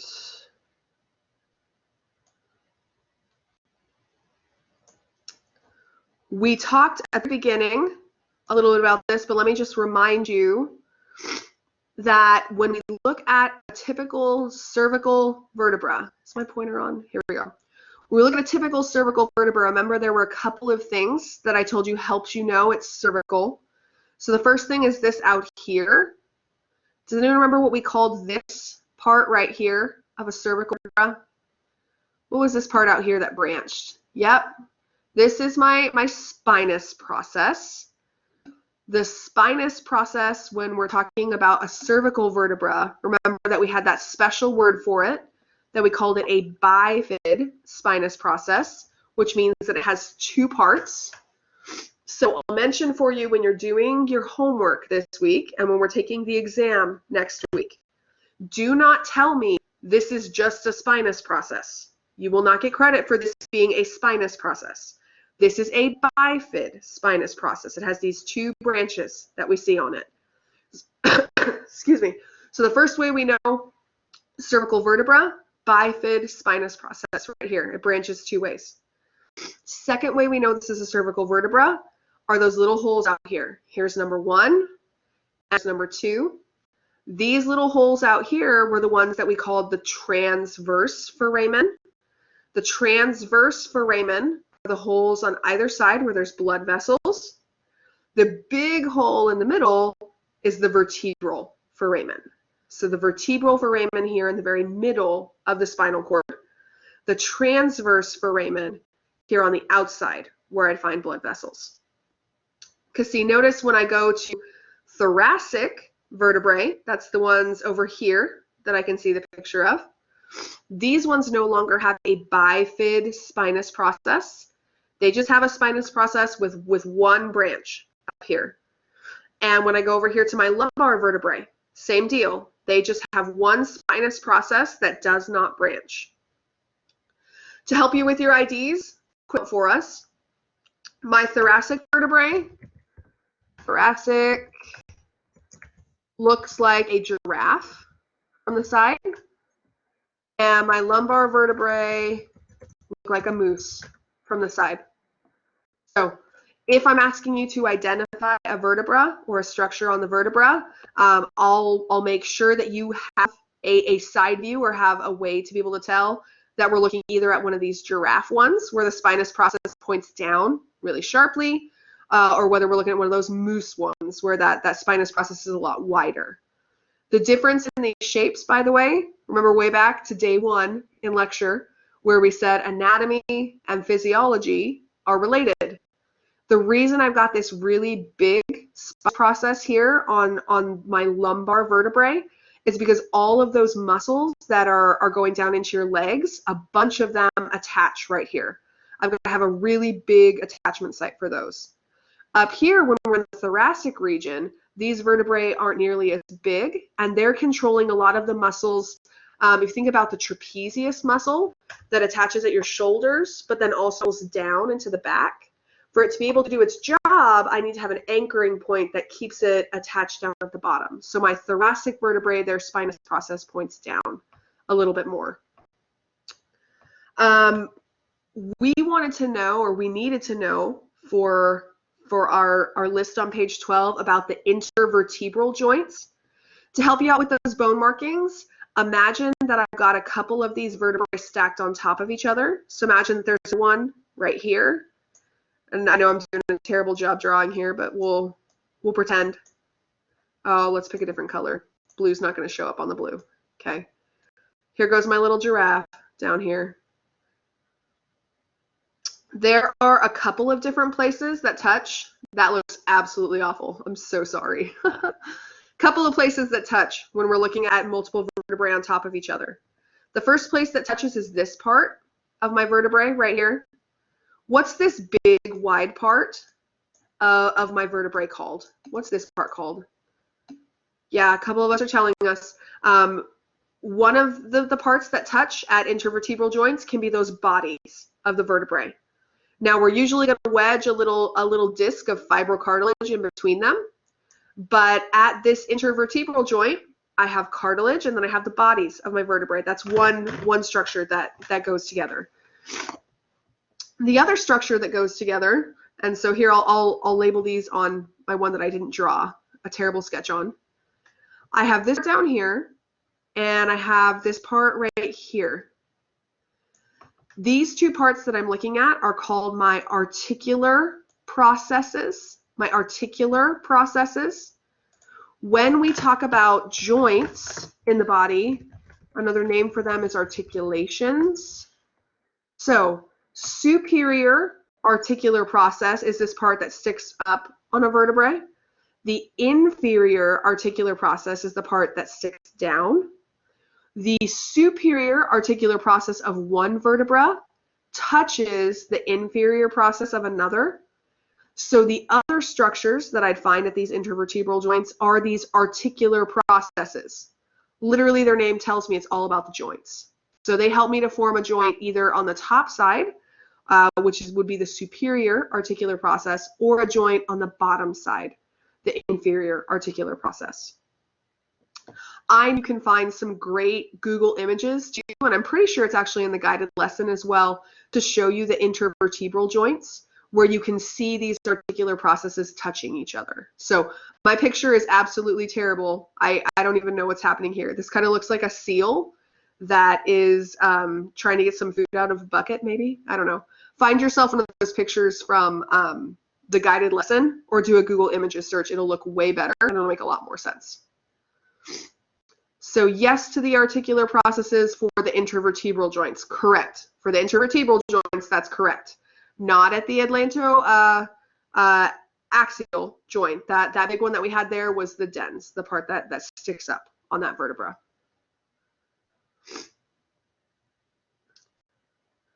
All right.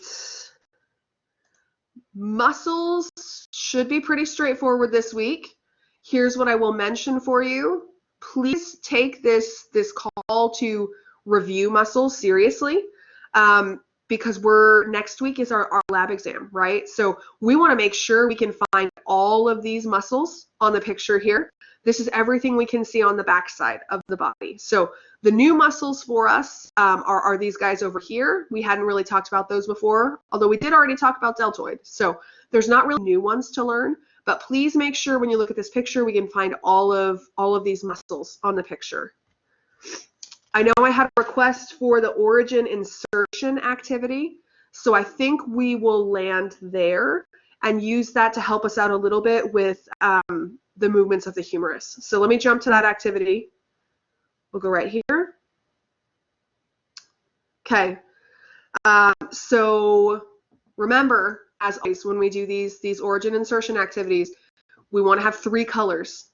And you will see, by the way, on the exam that we will use the same 3 colors that the lab packet talks about. So the muscle that we're going to create for you is going to be red. The origin of that muscle is going to be blue. And the insertion of that muscle is going to be green. So this color coding system, you're going to see it pop back up on the exam. We'll tell you, again, we'll remind you what the colors mean, but the more you can get used to looking at these kinds of pictures, the better off you are. Okay, remind me, we've got origins and we've got insertions.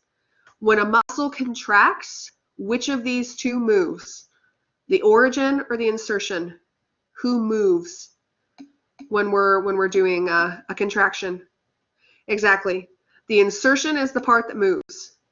Hey, by the way, it's on purpose that we made the insertion green, because think about green means go. This is the place that I attach and move. So your moving attachment site, the insertion, shown in green. Your non-moving attachment site, basically the anchor that it attaches to that does not move, called the origin. So let's start by labeling our origins.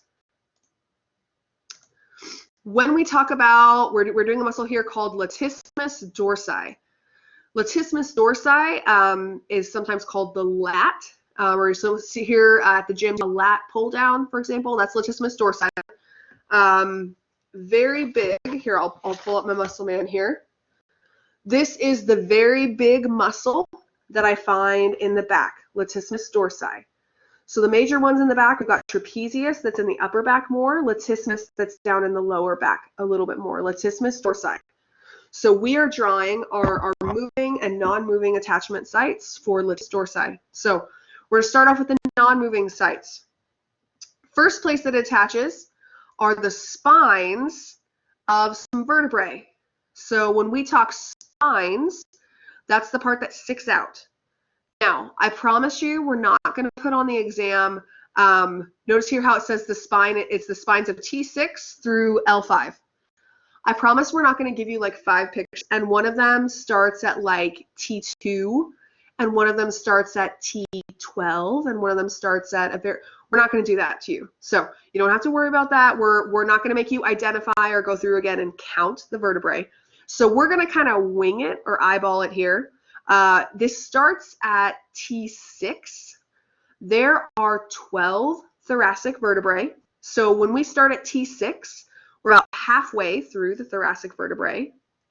Hey, all of my thoracic vertebrae are attached to something. What are all of my thoracic vertebrae attached to? What are they all attached to? Does anyone know? Yeah, thoracic vertebrae are all attached to ribs. So that's what makes them special. They've got an extra bone marking that allows them to attach to the ribs. All of these that I see here that have ribs attached to them, all of these are my thoracic vertebrae. So again, we're eyeballing it. We're going to start about halfway through the thoracic vertebrae. It goes down to L5. Does anyone know how many lumbar vertebrae do you have in your spine? How many total lumbar vertebrae do we have? Yeah, we have 5 of them. So all of my lumbar vertebrae and about half of my thoracic vertebrae, that's where I see this muscle attaching to. So I'm going to get out my marker here. Spinous process is in the very middle. So here's a spinous process of those lumbar vertebrae. Then we start getting into the ones that are attached to ribs. We'll go about halfway up there. About halfway up, my ones that are attached to ribs. Here's one of my origins of latissimus dorsi. My other origin is the iliac crest. The iliac crest. The iliac crest, I told you guys at one point when we were labeling stuff, this is the part of your hips when you put your hands on your hips, you're touching the iliac crest. So here's my iliac crest, the top part of my hip bone here. And remind me again, we have labeled origins. Origins do or do not move. Origins do or do not move.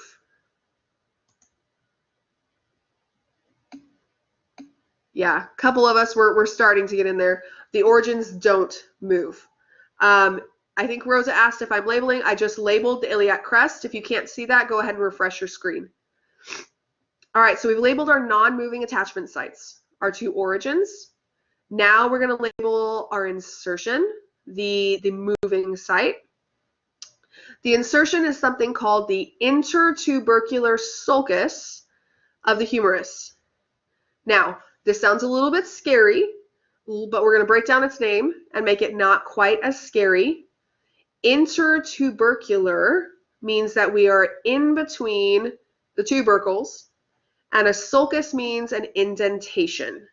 So we're looking for something that, now granted it's going to be hard to see it because, you know, it's a small marking, but we're looking at something that's between tubercles or between bumps on our humerus. Would that be something that I'm going to find toward the bottom of the humerus or toward the top? Does anyone have any recollection of where this structure is found? I'm going to even get to do a quick Google search for us, and we'll pull it up while we're guessing, because it's been a while. We haven't talked about the intertubercular sulcus or the intertubercular groove in quite a while. Let's see what we're thinking, and then I'll show you the picture I found. Yes, multiple of us are saying that it's toward the top, or it's toward the proximal end. That picture was really small. That one's bigger. Okay, this will work. Let me share my screen with you and show you. Yeah, it would look really weird if it was at the bottom. That is very true. Let me show you my intertubercular sulcus right here. When we were learning about the humerus, here is the part of the humerus that we talked about helps me form the glenohumeral joint. So the head of the humerus. On the back side of the humerus, there were 2 big bumps up at the top, the greater tubercle and the lesser tubercle. The intertubercular sulcus is the little line that goes in between them and extends down a little bit. So the intertubercular sulcus, we honestly probably can't see it on the skeleton we're looking at, but we can see its general area. It's right up here by these tubercles that are right next to the head. So let me go back and share my screen with you.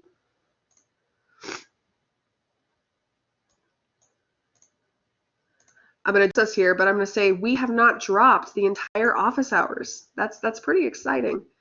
My internet's been holding today. Okay, let's go back here. Oh, sad face. We lost some of our markings. We're going to have to mark again. Okay.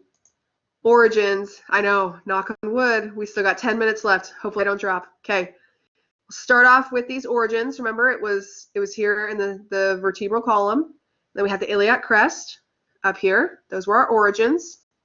Okay. Now our insertion is in between some of these bumps up here. So we're just going to make a little green spot, generally in this location on my arm here. Now we're going to do connect the dots. Remember, this activity is connect the dots here. So I'm going to put all my little branches here. This is the general location of where you'd find latissimus dorsi.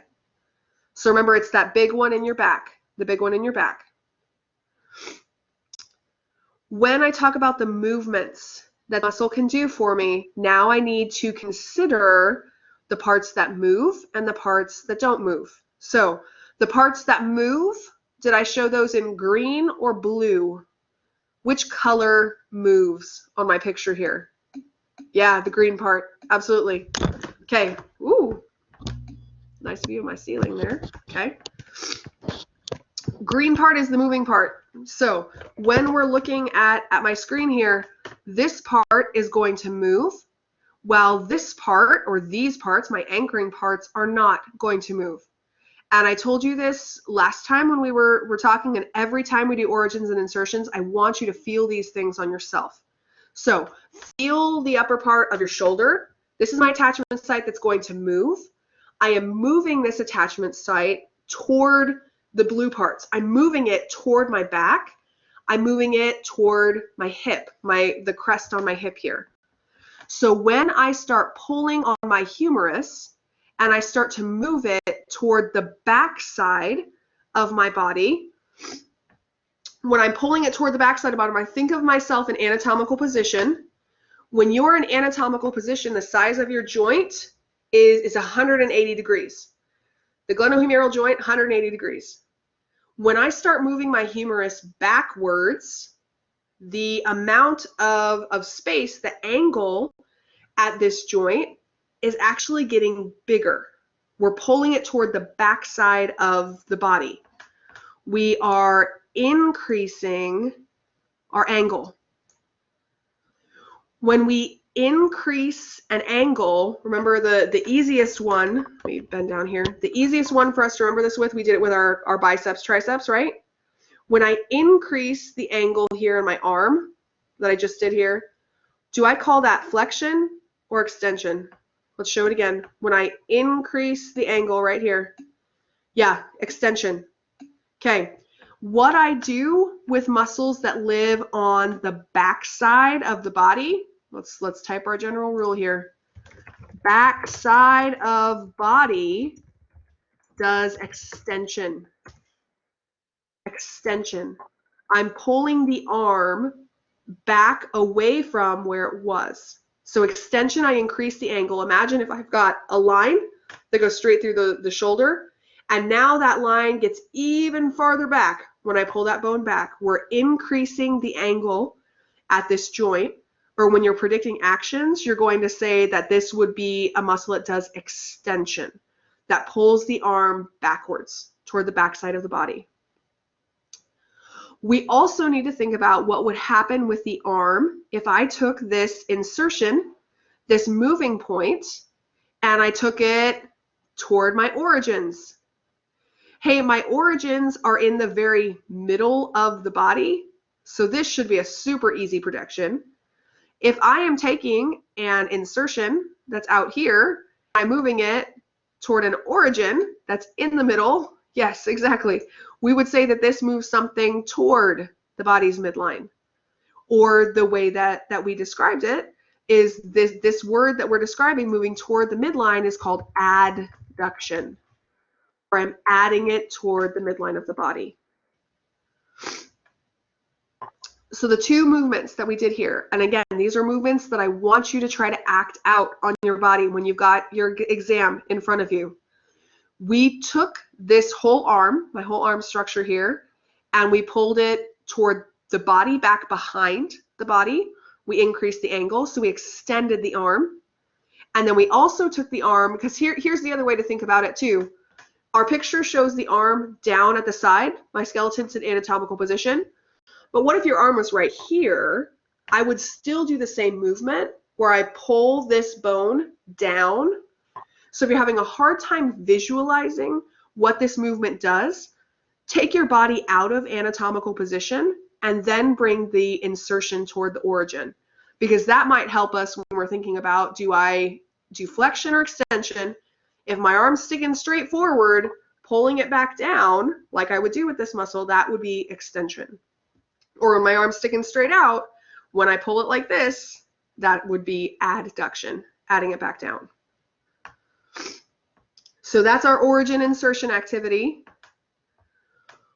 We're about out of time, but here's what I'll mention for you. Let me go back to those rules. What I'll mention for you, remember, we say this every week that we're doing these muscle predictions. Do not memorize the specific muscles, what the specific muscles do.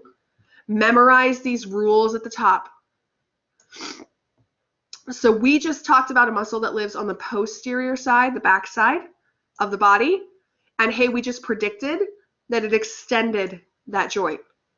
Muscles that live on the front side or that live on the outside, the lateral side, those are going to be my muscles that do flexion. If we know the locations of the muscles, we can predict, is that going to flex or extend? So the first thing we're memorizing on page 14, we're memorizing the rules about flexing and extending. If you live on the front side of the body or the outside of the body, you're a flexor. If you live on the back side of the body, you're an extensor. When I'm talking about abduction and adduction, check it out. The rules are the same. So if you live on the back side, you are an adductor. You're pulling things back toward the middle of the body. If you live on the front side or you live on the outside of the body, you're doing abduction, pulling things away from the midline of the body. Primarily when you're thinking about the deltoid, that's a good question. When we're thinking about the deltoid, where you're going to want to consider the deltoid living is a lateral side muscle. Because the deltoid ends, let me pull up my muscle man here. The deltoid ends at this point right here on the outside of the arm. That's the point that's going to move. So we're going to consider the deltoid muscle a lateral muscle. So lateral muscles, that means it's going to be an abductor. That means it's going to be a flexor. That's going to be its jobs. All right, we are about out of time. Let me just mention a couple. I know Parker had a quick question about the exam. Exam details are still a little bit forthcoming, but here's what I'll tell you for sure. The exam is going to have 50 questions on it. It's going to be the same format as your homework.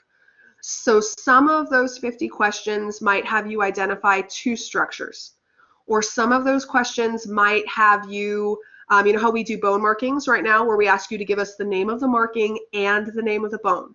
So you might see in some of those 50 questions that there's multiple parts, just like on the homework assignment. Just like on the lecture exam, your questions are going to show up one at a time. Prepare yourself for the possibility that you may not be able to backtrack, meaning we're going to have to commit to an answer and call it good and move on. There's a lot of discussion that may be the case on the final exam. I don't have the exact timing to tell you for sure.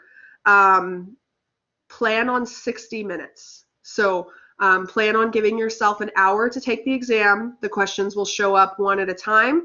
Pauline, you're not going to have a word bank because you're not typing in any answers. It's going to be the same format as the homework assignments.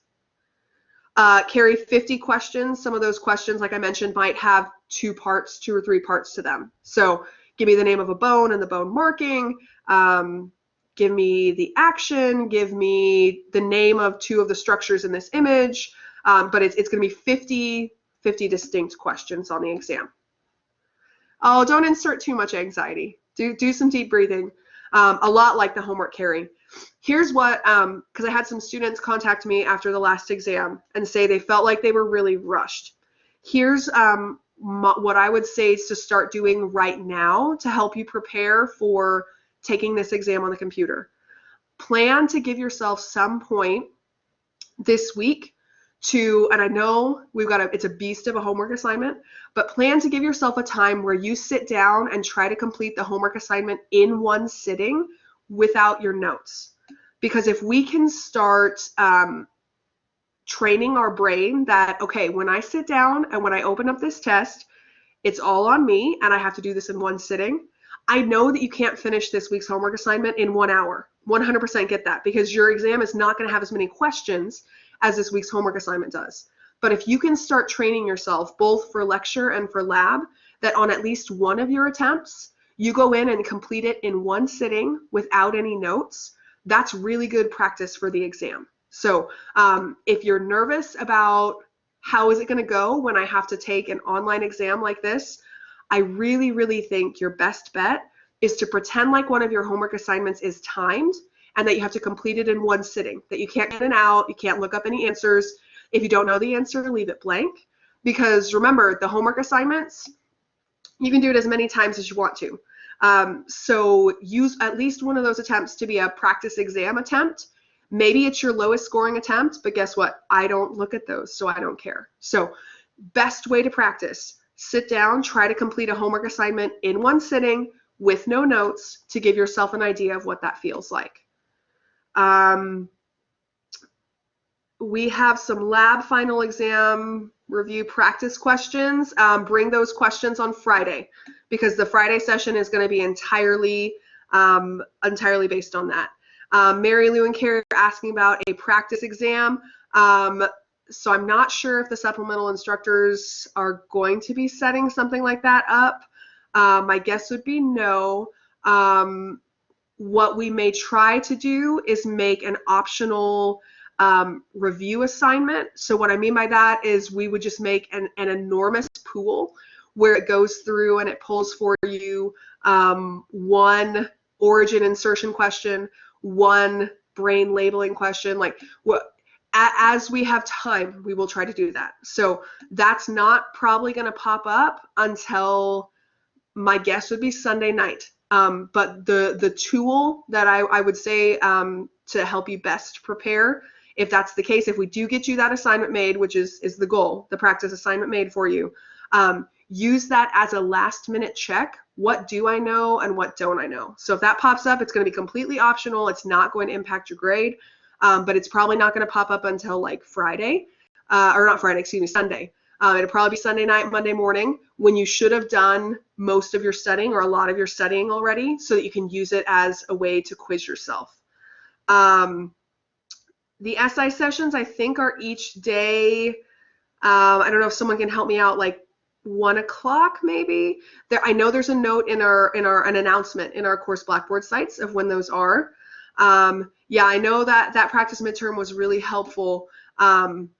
It was completely set up by the SIs. So realistically, I don't have time to set one up for them. So you can definitely chat with Nizkar and ask her if there's any plans for things like that, and we'll do our best to try to get your practice assignment out there. Best way to review though is really going through those packets like you did before, and maybe form some study groups. We got a lot of people that come each week. If you guys can write yourselves practice questions to try to help each other out or quiz each other, that's a great way to try to do things too. I know that it sucks, but what I will tell you too is on site the exam would have 100 questions, and we're going down to 50 questions. So some of the extraneous material probably won't be focused on as much as maybe it would have in person, to try to take a little bit of your nerves away. You try to go to SI but nobody else comes, well, then maybe put out a call in the group me and be like, guys, let's take advantage of this. Excuse me. Mary Lou asked about exact time frame. Yeah, so the exam is going to open up Monday morning. You get one attempt on the exam. It's that timed 60 minutes attempt. It will be open until Saturday. So you have a long window. Plan for a day in the week. Probably don't plan for Saturday, because if all hell breaks loose and you can't take your lab exam, it's bad news. Oh, somebody turned on their mic. Let's turn it off. So it will be open up Monday through Saturday. And I'll get more details for you too. We'll get an announcement posted about that too. Pilar, it's open Monday through Saturday, is what I said. Yeah. All right, well, I am going to go ahead and close off our recording for today. Again, remember that Friday's session is going to be a free-for-all with all the lab stuff. So please start going through and looking at all the different lab packets, the different topics that we did. Bring your specific questions on Friday to our review session so that we can go through and cover all the various labs. I will also do another lab review with you next Monday. So we'll have a couple of chances to do a lab review this week and next week to help you get ready for that exam. So let me go ahead and stop the recording and I'll stick around for a little bit. Goodbye to my recording friends.